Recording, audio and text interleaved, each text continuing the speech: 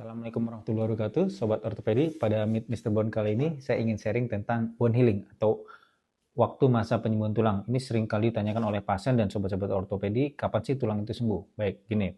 Secara umum, tulang itu bila patah, ada 3 fase yang dilewati. Fase pertama yaitu fase inflamasi atau hematom, itu biasanya berlangsung pada 1-2 minggu pertama sejak patah. Fase kedua itu fase proliferatif, di mana terjadi pembentukan tulang-tulang baru. Itu kita sebut dengan namanya kalus. Jadi ada yang soft kalus, ada hard kalus. Jadi gini, pada saat patah, tubuh nanti akan tumbuh nih kalus di tengah-tengah tulang ini, ya. Itu biasanya terjadi mulai pada minggu kedua sampai minggu ketiga atau keempat, itu pada soft kalus. Hard kalus bisa sampai minggu ke-8, bahkan di buku ada yang bilang sampai minggu ke-12. Oke.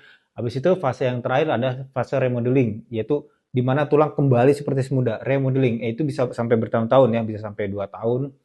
Nah, seperti itu. Nah, untuk masa pertumbuhan itu secara umum ya, secara umum.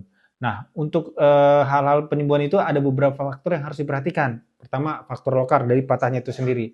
Pertama, apakah patahnya itu terjadi di tulang-tulang kecil atau tulang-tulang besar? Contohnya, patah di jari dengan patah di sini justru berbeda pasti penyembuhan waktunya. Oke. Yang satu. Yang kedua, apakah di patahan itu ada infeksi atau tidak? Ya, kalau misalnya ada infeksi, pasti penyembuhan lebih memanjang.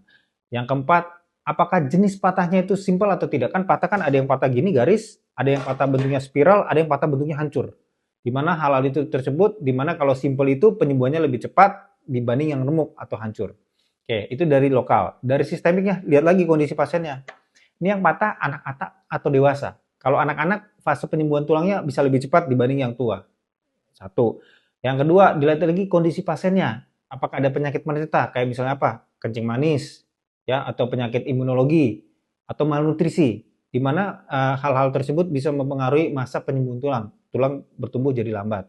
Oke, yang kedua ada lagi faktor yang gak kalah penting adalah rokok. Orang dengan kebiasaan merokok itu bisa menghambat penyembuhan tulang karena di situ ada nikotin yang dia mempengaruhi vasokonstriksi. Jadi pada orang mengkonsumsi rokok itu terjadi vasokonstriksi pada pembuluh darah sehingga nutrisi tulang itu tidak sampai ke tempat patahnya. Nah, lalu kapan pelepasan pendok? Nah, umumnya pelepasan itu bisa dilakukan pada 9 sampai 12 bulan. Tapi tetap sebelum dilepas harus dipastikan dulu dengan biasanya dokter akan melakukan ronsen. Ronsen kalau tidak jelas baru dengan CT scan. Itu secara umum ya. Nanti special case kalau kasus-kasusnya ada dengan penyerta yang lain. Seperti itu. Baik, semoga informasi tersebut bisa bermanfaat buat sobat-sobat ortopedi. Terima kasih.